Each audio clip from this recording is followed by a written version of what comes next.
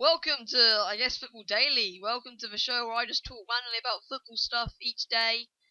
So, what have we got coming up today? Today we have got coming up the England Euro squad announcement. I take you through kind of the breakdown of that, and I'll be telling you my thoughts at the end. We have got Brighton versus Sheffield Wednesday. Can Brighton overcome a 2-goal deficit to get through to the Championship playoff final, or will Sheffield Wednesday secure a routine victory? And finally, today's transfer stories. Ibra Manchester United, stick around to see some more. Today was the squad announcement of the Euro 2016 squad, with Roy Hodgson choosing a provisional 26-man squad and choosing to cut it down by a 23-man squad to the start of the Euros. On screen I've put a chart showing all the players that are available selection, and I will go through the selection process in detail, speaking of the players that couldn't come through injury, the players that narrowly missed out, the players who I think should have been in there at the end of the squad announcement. So Roy Hodgson had some of his decisions made for him, with Jack Butland and Alex Oxlade-Chamberlain being injured a while ago, and sadly Danny Welbeck limped off against Manchester City, meaning these three players were completely out of the selection process before the squad announcement was even made. In fact, sadly, Phil Jagielka, he was fit enough but maybe not quite enough in time, but Jack Wilshere and Jordan Henderson had recovered in time, as had United duo Luke Shaw and Phil Jones. And Danny Ings and Theo Walcott had done just enough to keep themselves fit, and Daniel Sturridge, Ross Barkley and Fabian Delph have all proven their fitness in the past few weeks. Roy Hodgson did have some selection headaches, as in where to play Wayne Rooney, as he didn't stand much chance of playing at striker because of Harry Kane and Jamie Vardy's good form, and Wayne Rooney himself, before the squad selection, had requested to be played in midfield. With Rooney wanting a midfield role, Welbeck when injured, questions came up whether who the 4th or 5th striker should be for England, with Marcus Rashford and Jermaine Defoe very big possibilities, but even names such as Ricky Lambert were being thrown around, which surprised me. Surely we're not that desperate. Then came a question as to maybe we should play a 4-3-3 with Rooney at left wing, have Vardy or Kane in the middle, but then who would play at right wing? If Walcott and Oxlade-Chamberlain were injured or not picked, the next choice would be relegated Newcastle's Andros Townsend. After much speculation, the squad was finally announced, and it was Theo Walcott who would miss out, along with Jermaine Defoe and Andy Carroll for the striker's role, with Marcus Rashford preferred to them. In midfield, both Michael Carrick and Mark Noble were left out, and the Everton duo Leighton Baines and Jagielka were also missed out. So seeing the initial squad, my first thoughts was I was glad Jack Wilshere and Jordan Henderson was fit, as they do bring a lot to midfield, and I really want to see a Jack Wilshere and Eric Dyer midfield partnership in some of the friendlies coming up. I was very surprised to see Marcus Rashford and Fabian Delph in the team. While Rashford has been good, I'm not sure if he deserves to come just yet, as there are other strikers, particularly Jermaine Defoe for me, who I really think deserved a chance. Fabian Delph, I'm honestly shocked at, and I do think Mark Noble would have been much better, although Mark Noble himself might have been dropped when it came to the Final 23 being confirmed. When it comes to Final 23, I'll be very, very surprised if Delph and Rashford still survive. I think they definitely will not be on the plane to the Euros.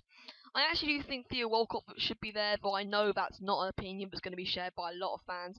I would swap him with Raheem Sterling, actually, as I don't think Sterling's had a good season. Admittedly, Walcott hasn't either, but I feel Walcott just brings something to the England team, but maybe Sterling would. That could just be me being a bit biased as an Arsenal fan.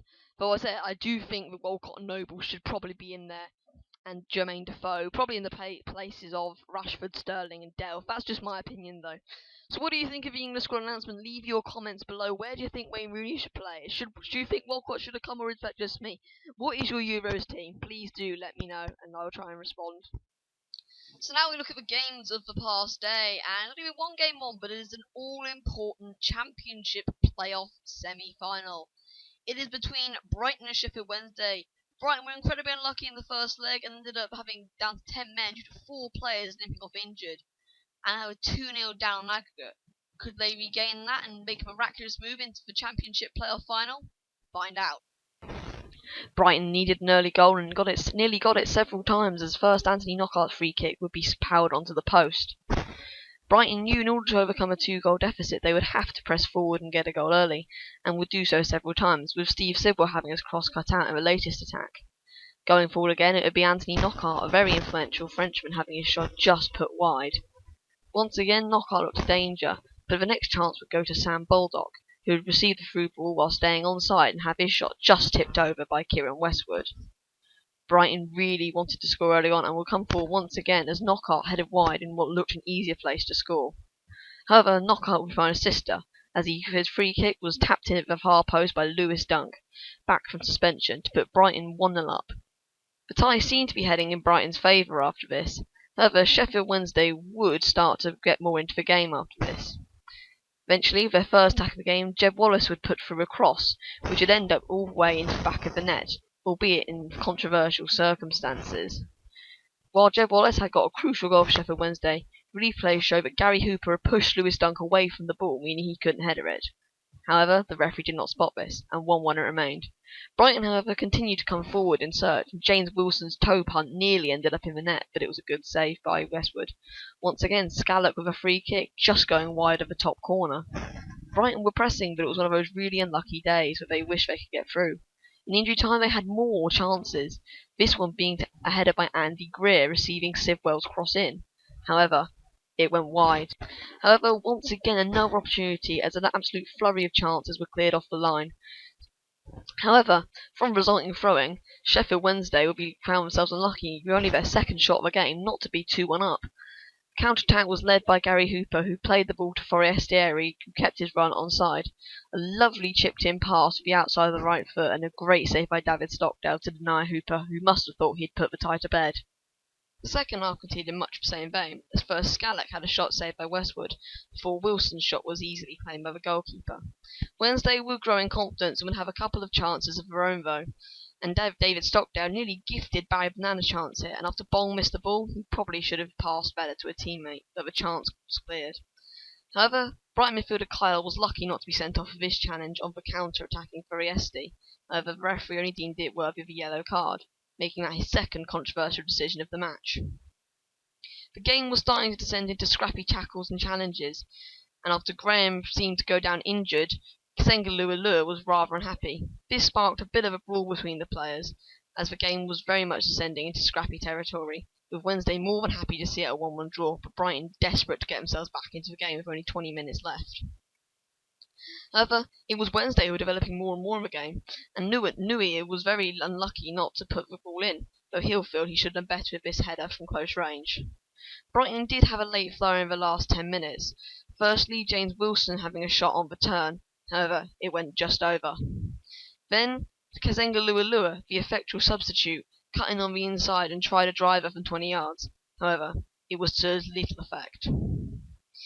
In injury time, Lewis Dunk had a chance to double his tally for the day, although the goal in the end would not have mattered, but his shot was right at Kieran Westwood. So, Sheffield Wednesday did make it to the Championship final. Well done to them. So now in our last section today, we look at the transfer stories of the past 24 hours. Let's have a look then. So on to today's transfer news. Now our first story comes at Everton and their hunt for a new manager after sacking Roberto Martinez. However, it is not good news for any Everton fans as it regards Jose Mourinho and how the club have not made any approach to sign him. Mourinho has been linked with numerous clubs from Man United and now to Everton. However, he's had no approaches from either of them, even though he does want to get back into football. So sadly, this doesn't look like a deal that's going to be happening. And personally, I think a Frank de Boer to Everton might be a bit more realistic deal. Speaking of West Ham now, West Ham have had a done deal and they're also in negotiations to sign more people. They have signed Borussia Mönchengladbach defender Harvard Nordtveit on a pre-contract. His contract expires in a month's time and they have wrapped him up so he'll join the club on July the 1st as their first signing. He can play at centre-back or CDM. He is mainly a defensive player for those who do not know. Now, they've also made a bid for a striker. Now, earlier last week, West Ham owner Dave Gold said they were going to try and make a £25 million bid for a fairly big striker in League 1. Now, this appears to come to nothing, but they have made a confirmed bid for Callum Wilson and Matt Ritchie, £25 million for the Bournemouth pair. However, Bournemouth very quickly have turned this offer down and they do not look to sell Ritchie or Wilson in the near future, as they are both parts of their long-term plan. So now some Swansea news, and again, Swansea getting a bit busy. Maybe not in the right way though. In Andre Ayew, he's a Swansea striker, he's had a very good season, he's particularly the last few weeks, he's really turned back on form. However, he himself admitted there's no guarantee he'll stay, even though he does want to stay. He did hint that maybe he's going to be moved on. That would be, for me, quite a big surprise, as I feel he's done very well this season, but who knows. And another striker who, for me, definitely seems to be moving on is Swansea flop Eder. They signed him a year ago, however, he was terrible. He was loaned out to Lille in the winter transfer window, and Lille do want to sign him and complete the deal before the Euros, so this could be done in the next week or two, this deal. For Swansea fans, please do watch this space.